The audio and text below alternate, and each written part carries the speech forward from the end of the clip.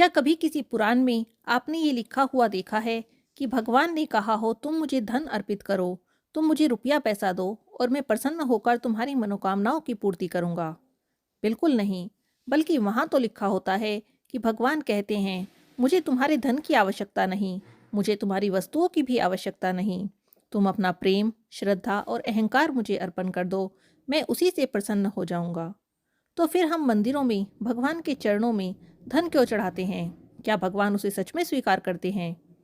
इसी पर आधारित है हमारी आज की ये कहानी। बड़े प्रेम से सुनिए। एक सेठ जी के पास एक व्यक्ति काम करता था।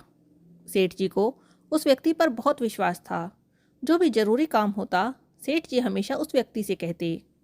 वह व्यक्ति भी भगवान का बहुत बड़ा भक्त था। सदा भगवान के चिंतन में, भजन कीर्तन में, सत्संग आदि में मगन रहता था।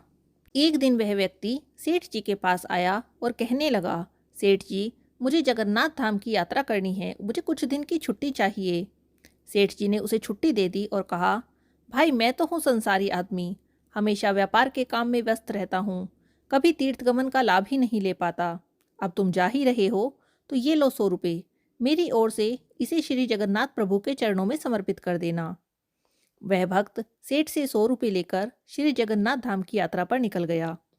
कई दिनों की पैदल यात्रा करके जब वह जगन्नाथपुरी पहुंचा तो मंदिर की ओर प्रस्थान करते समय उसने रास्ते में देखा कि बहुत सारे संत, भक्तजन, वैष्णवजन हरि राम का कीर्तन कर रहे हैं। सबकी आंखों से अश्रु की धारा बह रही है। जोर जोर से हरि बोल के नारे गूंज रहे हैं। कीर्तन में बहुत आनंद आ रहा था। वह भक्त भी वहीं रुक गया और हरि कीर्तन का आनंद लेने लगा। फिर उसने देखा कि कीर्तन करने वाले सभी भक्त बड़ी देर से कीर्तन कर रहे हैं। इस कारण उनके होठ सूखे हुए हैं। वह दिखने में कुछ भूखे से भी प्रतीत हो रहे थे। तो उसने सोचा, क्यों न जो सेठ जी के 100 रुपये हैं, इन भक्तों को उससे भोजन करा दूं।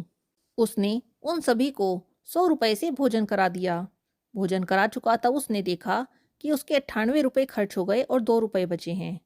उसने सोचा, चलो अच्छा हुआ, 2 रुपये बच गए। अब ये 2 रुपये जगन्नाथ जी के चरणों में सेठ जी के नाम से चढ़ा दूंगा। और जब सेठ जी पूछेंगे तो कह दूंगा कि पैसे चढ़ा दिए थे। सेठ जी ये तो पूछेंगे नहीं कि 100 रुपये चढ़ाए थे क्या। सेठ जी तो पूछेंगे पैसे चढ़ा दिए थे। मैं बोलूँगा पैसे चढ़ा दिए थे। झूठ भी नहीं होगा और काम भी हो जाएगा। अब वह भक्त श्री जगन्नाथ जी के चरणों के दर्शन के लिए मंदिर में प्रवेश करता है। श्री जगन्नाथ जी की छवि को निहारते हुए अपने हृदय में उनको विराजित करता है। सेठ जी के 2 रुपये श्री जगन्नाथ जी के चरणों में चढ़ाता है और कहता है, ये 2 रुपये सेठ जी ने भेजे हैं। उसी रात सेठ जी के पास स्वप्न में श्री जगन्नाथ जी आते हैं और कहते हैं, सेठ, तेरे 98 रुपये मुझे मिल गए। यह कहकर श्री जगन्नाथ जी अंतर्ध्यान हो गए। सेठ सोचने लगा, मेरा नौकर तो बड़ा ईमानदार है, पर अचानक उसे क्या जरूरत पड़ गई कि 2 रुपये भगवान के कम कर दिए। उसने 2 रुपये का ऐसा क्या किया, ऐसी क्या जरूरत आन पड़ी थी। ये सब सेठ सोचता रहा। काफी दिन बीत गए। भक्त वापस गांव आया और सेठ जी के पास पहुंचा। सेठ जी ने पूछा, मेरे पैसे जगन्नाथ जी को चढ़ा दिए थे? तब उसने कहा, हाँ जी, चढ़ा दिए थे।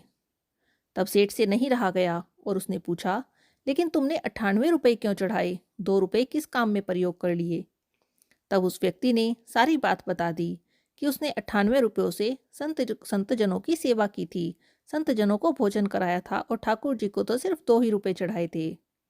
सेठ बड़ा खुश हुआ और वह उस व्यक्ति के चरणों में गिर गया और बोला, आप धन्य हो, आपकी वजह से मुझे श्री जगन्नाथ जी के दर्शन यहीं बैठे बैठे हो गए। इसीलिए तो कहा जाता है, भगवान को आपके धन की आवश्यकता नहीं, भगवान को तो वह 98 रुपये स्वीकार हैं जो आप भक्तों की सेवा में खर्च करते हैं, और उन 2 रुपयों का कोई महत्व नहीं जो आप उनके चरणों में नकद चढ़ाते हैं। इसीलिए जहाँ तक हो सके भक्तों का सम्मान करें, उनकी सेवा करें। यदि उन्हें कोई आवश्यकता हो तो उसे पूरी करें। भगवान की सेवा ही, भक्तों की सेवा ही भगवान की सेवा है। जो भगवान के भक्तों की सेवा करता है, भगवान के भक्तों की मदद करता है, भगवान उसे ही पहले दर्शन देते हैं। बोलिए, भक्त और भगवान की जय। हरे कृष्णा, राधे राधे।